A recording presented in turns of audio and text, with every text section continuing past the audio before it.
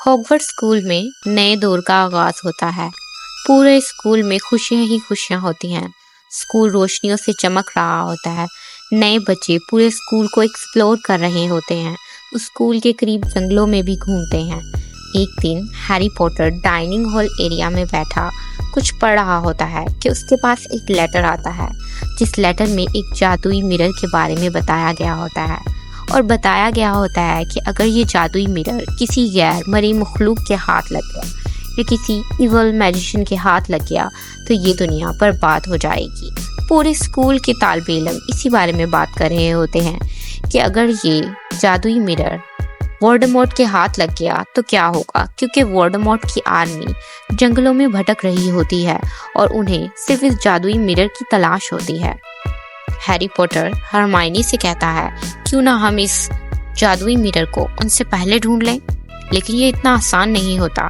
Hermione उसे समझाती है, लेकिन हैरी उसे ढूंढने की जिद करता है। वो कई महीनों तक जंगलों में भटकते रहते हैं।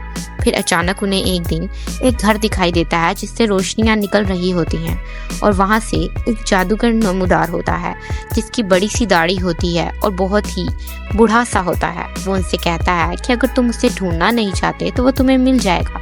हैरी और हरमाइनी को कुछ समझ नहीं आता। कुछ दिनों की मुसाफत के बाद हैरी और हरमाइनी को एक जादुई मिरर नजर आता है, लेकिन वो उसके पास पहुंच पाते कि पीछे से वोल्डेमॉर्ट की आर्मी भी उनके पीछे आ जाती है और उन पर हमलावर होने की कोशिश करने लगती है। हैरी शीशे के करीब ही होता है। वो समझ जाता है कि वो दोनों इस इतनी बड़ी आर्मी से नहीं लड़ पाएंगे, लेकिन वो हिम्मत नहीं हारता। वो हरमाइनी से आर्मी का ध्यान भटकाने को कहता है। वो शीशे के करीब जाए उससे पहले वो ये सोचता है कि ये शीशा मेरे किसी काम का नहीं, और अगर ये किसी गलत इंसान के हाथ लग गया तो ये पूरी दुनिया को बर्बाद कर देगा। हैरी पॉटर उस आईने की तरफ देख रहा होता है और वोल्डेमॉर्ट की आर्मी की तरफ भी देख रहा होता है कि वो इस आईने को पाने के लिए किसी भी हद से गुजर जाएगी। वो आईने के करीब जाता है तो एक अजीब सी रोशनी उसे घेर लेती है, लेकिन वो हिम्मत करके और ताकतवर इंसान की तरह उस आईने पर हमला कर देता है। उस पर हमला करने में उसे काफ़ी ताकत लगती है, लेकिन वो डरता नहीं है और उस आईने को अपनी ताकत के जोर पर तोड़ देता है। थोड़ी ही देर में प्रोफेसर डम्बलडोर उसी जंगल में आ जाते हैं।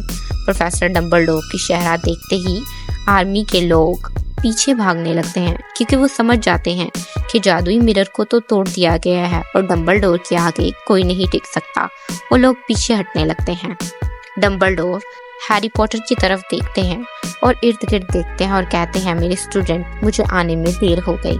लेकिन हैरी पॉटर के चेहरे पर एक इत्मीनान भरी मुस्कान होती है। हैरी और हरमाइनी दोनों बहुत खुश होते हैं क्योंकि उन्होंने एक बार फिर उस जादुई नगरी को बचा लिया। दोनों मिलकर हर मुश्किल का सामना कर लेते हैं। अगर आपको हैरी पॉटर और हरमाइनी पसंद है और आपको हैरी पॉटर से रिलेटेड एनिमेटेड स्टोरीज देखना पसंद